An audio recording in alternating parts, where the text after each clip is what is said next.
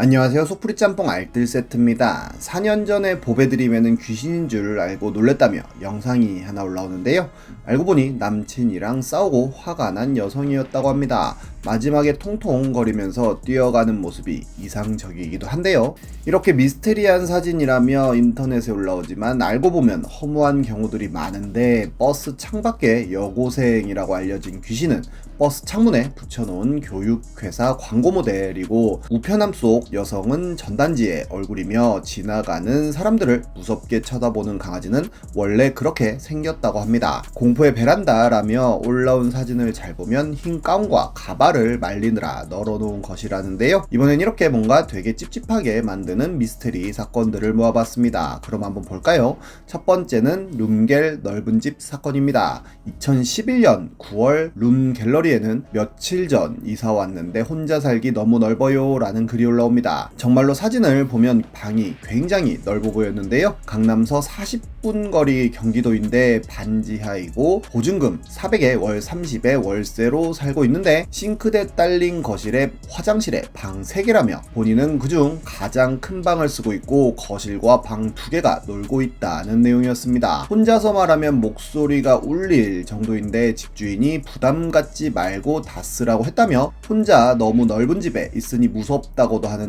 거기엔 사람들이 왜 이렇게 큰데 사냐며 룸메를 구하라고 하기도 하고, 한 방은 새 놓으라고 하는 등 여러가지 댓글을 남기기도 합니다. 그리고 4일 후엔 같은 분이 추가 사진과 사연을 공개한다며 또 글을 올리는데요. 집주인한테 전에 누가 살았었냐고 물어보니 두 번째 빈방에 어떤 애기가 살았다고 하는데, 갓난아기 때 여기 이사와서 살다가 몸이 급격히 안 좋아져서 이사 갔다며 자세한 건 알아봤자 좋을 거 없다고 했다는데요. 그런데 큰 방에 의문의 문이 있다며 그 문을 절대 못 열게 잠겨있고 틈틈이 볼트들이 박혀있고 문틈으로 실리콘과 글루스틱까지 메워져 있다고 합니다. 뭐가 있는진 모르지만 저긴 절대 쓰지 말라고 했다는데요. 약간 찝찝해도 이런 집 구하기 쉬운 게 아니니 좀 더 살아봐야겠다는 이야기로 마무리합니다. 그러자 사람들은 강풀의 조명가게라는 웹툰을 언급하며 의심할 여지가 없이 어떤 사건이 일어났을 것이라면서 범죄가 일어났던 집이 아니냐는 댓글들을 남기는데요. 그러자 그는 며칠 후에 세 번째 사진까지 올리는데, 집의 입구는 이런 문에 집에 여러가지 알 수 없는 자국들이 있고, 두 번째 빈방에는 빨간색 얼룩과 곰팡이가 있어 락스를 아무리 뿌려도 안 지워진다고 하며, 두 번째 빈방 창문에도 여러 얼룩들이 있으며 보일러실은 이렇게 뒤편에 있다고 보여줍니다. 그리고 그는 며칠 후에 의문의 문을 결국 열어봤다며 동영상을 하나 업로드하는데요. 지금은 모든 영상이 삭제되어 몇몇이 당시에 캡처했던 자료들만 남아있는데, 안에는 부엌과 화장실이 하나 더 있고 방도 하나 더 있고 소름 끼칠 정도로 어마어마하게 많은 곰팡이가 있었으며, 화장실에서는 물을 살짝 틀어놓아 계속 물이 나오고 있었다고 합니다. 글쓴이는 지금 계약 해지하고 다시 짐 빼려고 한다며 다신 돈 몇 푼 때문에 이런 곳 오기 싫다고 하는데요. 많은 사람들이 그를 걱정하였고 빨리 나오라는 이야기를 했었는데,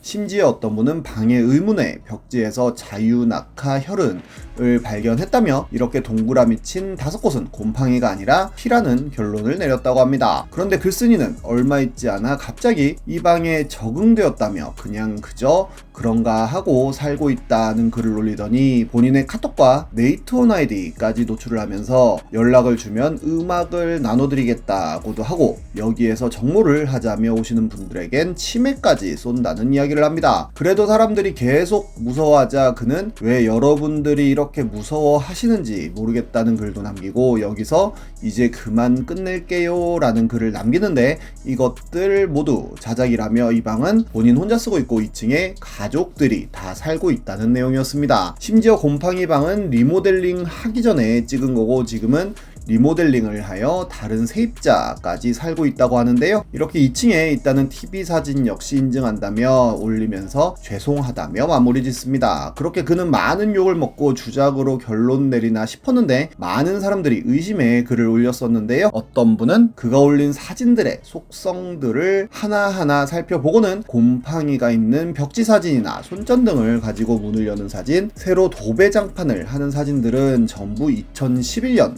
9월에 9월에 촬영되었지만 2층에 있는 TV라며 찍은 사진은 6월에 찍혔다며 주작이라고 한 게 주작이 아니냐는 주장을 하기도 합니다. 많은 사람들이 본인의 논리로 지금의 글쓴이는 집주인일 것이라는 주장을 하는데요. 그리고 결국 그는 마지막 글이라며 룸게를 떠난다는 글을 남긴 채 그가 남긴 동영상과 사진 자료들을 거의 모두 삭제해버렸는데 찝찝한 건 사실입니다. 다음은 롯데월드 아틀란티스 사고 질문입니다. 2004년 2월 7일 지식인에는 롯데월드 사고 말이에요. 뭘 타다가 어떻게 하다가 사고 난 것입니까? 그럼 사고 난 놀이기구는 운행 안 하나요? 자세히 좀 저 월요일날 갈라 했는데 왜 자꾸 꼬일까요? 라는 질문이 올라옵니다. 사람들은 해성특급 사고는 9월 7일 일어났지만 이후로 사고 난 적은 한 번도 없다는 답변을 합니다. 그러자 질문자는 다시 질문을 하는데 아빠와 동생이 2월 7일 새벽 뉴스에서 봤다며 어떤 사람이 아틀란티스에서 안전바를 안 내리고 가다가 급하게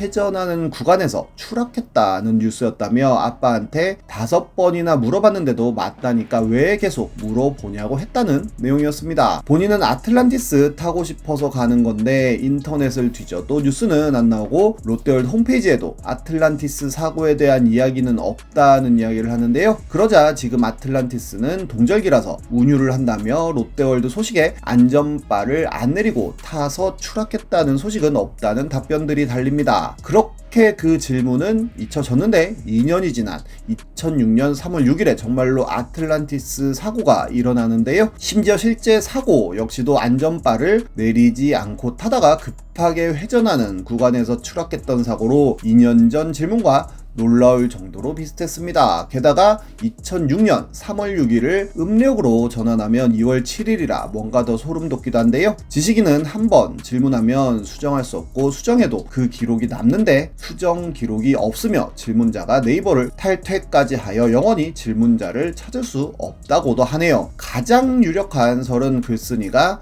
롯데월드 가자고 조르니까 아빠가 아틀란티스 사고 뉴스 봤다고 거짓말을 했고 공교롭게 2년 후에 사고가 났다는 설인데 그렇다고 해도 찝찝합니다. 다음은 10이라는 숫자가 수상하다는 글입니다. 1년은 12달에 시계는 12시간에 12지신이 있고 예수와 12제자들의 헤라클레스의 12가지 과업에 컴퓨터 키보드는 12개의 기능키에 인간의 뇌신경은 12쌍 등 12와 관련된 게 많다는 글이었는데요. 그러자 사람들은 12 드립을 쳤는데 똑 부러지는 논리를 일리 있다라고 한다고도 하고 시비 걸다 라는 말도 있다고도 하고 12살에 부자가 된 키라가 있다고도 하고 초중고 다 합치면 12년이라고도 하고 벌써 12시도 왜 12시냐고 하고 짱구도 12세에 나사도 12획이라며 외계인과 관련된 거라고도 하고 초코파이, 몽쉘, OS 전부 기본 개수는 12개라 소름 돋는다는 댓글들이 달렸는데 뻘글 같지만 찝찝하기도 하네요. 다음은 로또 조작설입니다. 아주 최근에 1057회의 로또 추첨 결과 2등이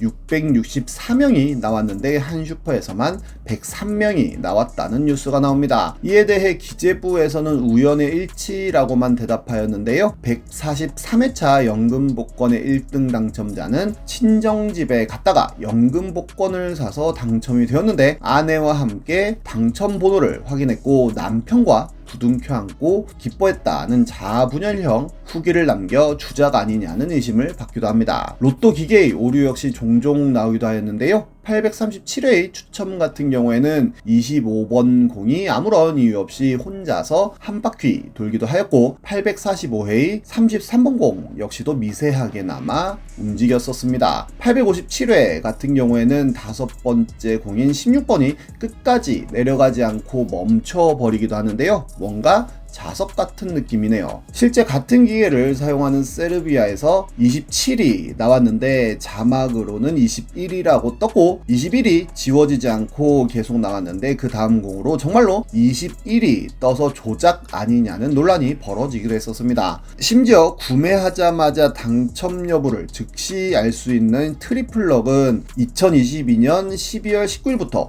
2023년 1월 4일까지 한도 소진으로 판매를 하지 않았었는데 있었는데요. 22년 12월 30일에 5억 원의 당첨자가 나와 의심을 사기도 했습니다. 그 5억 당첨자의 아이디는 준으로 시작되었었는데 전자복권에서 5년간 준으로 시작되는 아이디가 2018년부터 329차례나 당첨되었다는 뉴스가 나옵니다. 20만원 같은 소액에서 5억 원의 당첨금까지 굉장히 많은 당첨이 되었는데 로또뿐만 아니라 연금복권도 당첨이 되었다고 하는데요. 그러자 기재부에서는 준으로 시작되는 아이디에 당첨자는 한 명이 아닌 167명이라는 해명을 하고 복권 업무 담당자들은 모든 종류의 복권 구매가 불가능하다는 해명을 하기도 했는데 찝찝한 건 사실입니다. 옛날 주택복권은 쏘세요 라고 하면 화살을 쏘는 방식으로 추첨했었는데요. 연금복권 역시 그런 식으로 추첨했었지만 어느 날부턴가 로또처럼 볼 추첨 방식으로 바뀌었는데 그냥 예전 주택복권처럼 쏘세요 라고 하면 화살 쏘고 지연방송이 아닌 생방으로 하면 좋을 것 같네요. 지금까지 속풀이 짬뽕 알뜰 세트였습니다.